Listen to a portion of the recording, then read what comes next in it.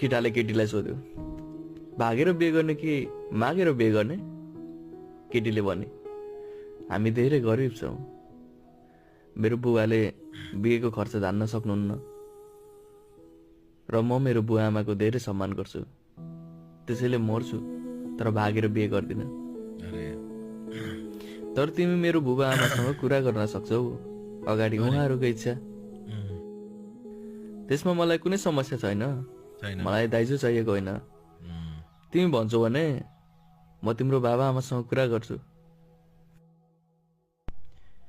केटा केटीको घर जान्छ र बिहेको कुरा गर्छ।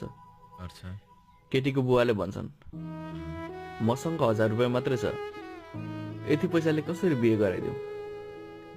केटाले भन्यो, बिहे 1000 मा पनि हुन्छ, म भोलि आउँछु मेरो परिवारलाई लिएर। अर्को दिन केटा आफ्नो परिवार सहित आउँछ अनि सबैजना उसको गाडीमा बस्छन्। केही अगाडि गएर केटाले मिठाई पसलमा गाडी रोक्छ। केटीको बाउलाई 1000 को मिठाई किन्न भन्छ। मिठाई किनेर केटाले मन्दिरमा लगेर गाडी रोक्छ र मन्दिरमा केटीसँग बिहे गर्छ। केटाले भन्छ, ल अब त्यो मिठाई अब आफ्नो टोलमा लगेर बाँड्दिनुहोस्। 1000 मा बिहे पनि भयो र सबैको मुख पनि मिठो भयो। यस्तो कुरा सुनेर केटीको बाउको आँखा रसाउँछ। बिहेको 2 महिनापछि केटाको गाडी दुर्घटनामा मृत्यु हुन्छ। केटी दुर्घटना स्थलमा जान्छ र केटाको लास देखेर बेहोस हुन्छ। पोस्टमार्टम पछि केटाको लास र रगत लागेको कपडा घर आउँछ। केटाको काजक्रिया गरिन्छ। केटीले केटाको कपडा धोबीलाई धुन दिन्छ। धोबीले भन्छ, बहिनी यो कपडा फालिदेऊ, यो कपडा अब बेकार छ।